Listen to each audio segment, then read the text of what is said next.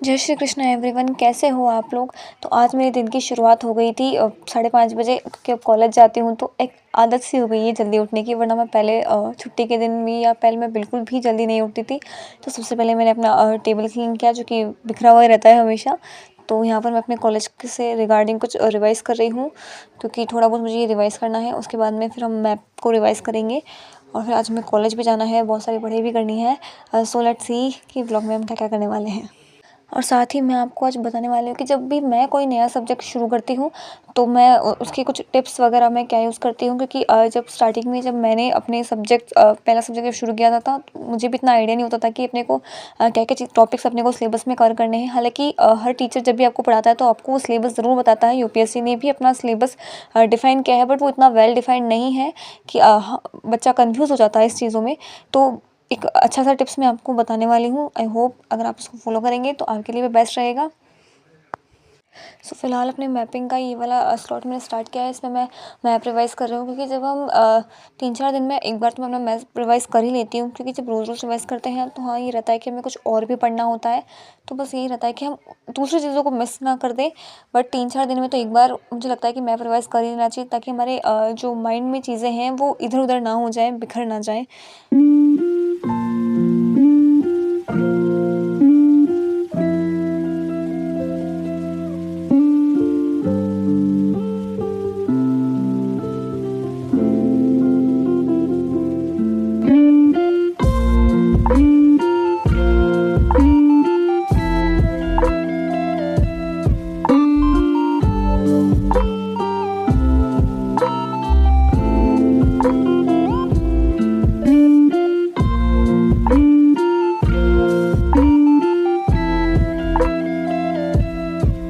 तो ये मेरे इकोनॉमिक्स के नोट्स हैं। आप देख सकते हैं कि अपने जो फ्रंट पेज था उसी पे मैंने अपने सिलेबस को डिवाइड कर लिया है, क्योंकि यूपीएससी ने तो इसका सिलेबस अच्छे से डिफाइन नहीं किया है।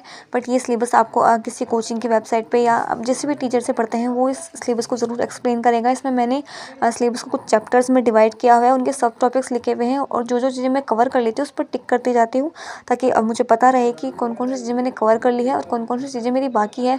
हम जब सारे सिलेबस को एक ही जगह इकट्ठा कर लेते हैं तो हमें पता रहता है कि हमें क्या पढ़ना है और क्या नहीं पढ़ना है। वरना मोस्ट ऑफ ऑल केसेस में ऐसा होता है कि हम कुछ चीज़ें पढ़ पाते हैं और कुछ चीज़ें हमारी छूट जाती है, फिर हमें बाद में याद आता है कि ओ हाँ, हमें तो ये भी करना था। और ऐसा होता है कि अलग अलग कोचिंग में कुछ अलग अलग चीज़ें कराई जाती हैं। तो आप एक काम कीजिएगा कि कुछ टॉपिक्स को मैंने भी जो मुझे लगा कि हाँ ये ज़्यादा इंपॉर्टेंट है, और ये जो डिफ़ाइन किए हुए वेल डिफाइंड जो टॉपिक्स हैं उनको मैंने इकट्ठा करके अपने सिलेबस में इंक्लूड किया है, और वही चीज़ें मैं करने वाली हूँ। सिलेबस को और अच्छे से जानने के लिए आप पीवाईक्यूज़ की हेल्प ले सकते हैं और प्रीलिम्स के क्वेश्चंस की हेल्प ले सकते हैं। इससे आपको आइडिया हो जाएगा कि क्वेश्चंस कहाँ से आते हैं और कितने टाइप्स के, कितनी वैरायटी के क्वेश्चंस आते हैं। क्योंकि कुछ टॉपिक्स जैसे इकोनॉमिक्स में बैंकिंग वाला पार्ट हो गया, यहाँ से क्वेश्चंस जो हैं वो काफ़ी ज़्यादा संख्या में आते हैं।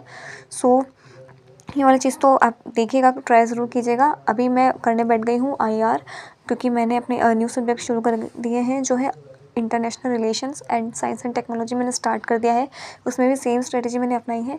सबसे पहले अपने सिलेबस को अच्छे से समझा है, मैंने उसके कुछ पीवाईक्यूज़ भी वगैरह देख रखे थे, और अपने सिलेबस को अच्छे से डिफाइन कर लिया है मैंने कि मुझे क्या क्या टॉपिक्स पहले कवर करने हैं।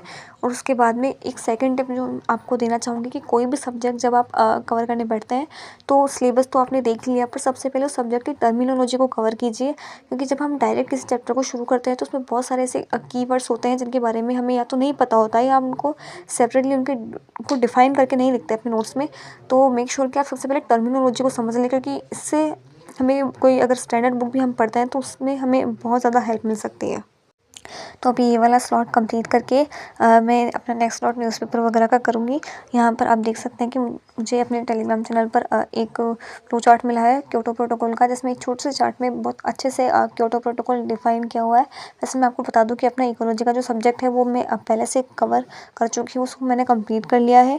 बाकी उसमें कुछ पे ऐड ऑन करना होता है तो वो मैं करती रहूँगी जैसे जैसे मुझे टाइम मिलेगा। इसके बाद में अपने जो भी मैं एमसीक्यू वगैरह देखती हूँ तो वो मैं दृष्टि आईएएस की जो टेलीग्राम चैनल है वहाँ से देखती हूँ। वहाँ पे आपको जो क्विज़ है वो भी मिल जाएंगे, प्लस जो शॉर्ट जो न्यूज़ आती है 2 या 3 मिनट में आप डेली न्यूज़ पर भी उसको रिवाइज़ कर सकते हैं, डेली क्विज़ आपको मिल जाएंगे।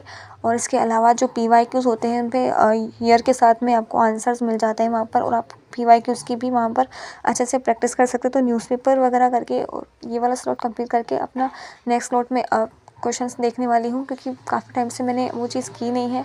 तो मुझे लगता है कि हमें टाइम टाइम पर क्वेश्चंस भी देखने चाहिए, ताकि हमें पता रहे कि हम जो भी टॉपिक्स कवर कर रहे हैं उसमें से कितने क्वेश्चंस पूछे जा रहे हैं और हम कितना कर पा रहे हैं।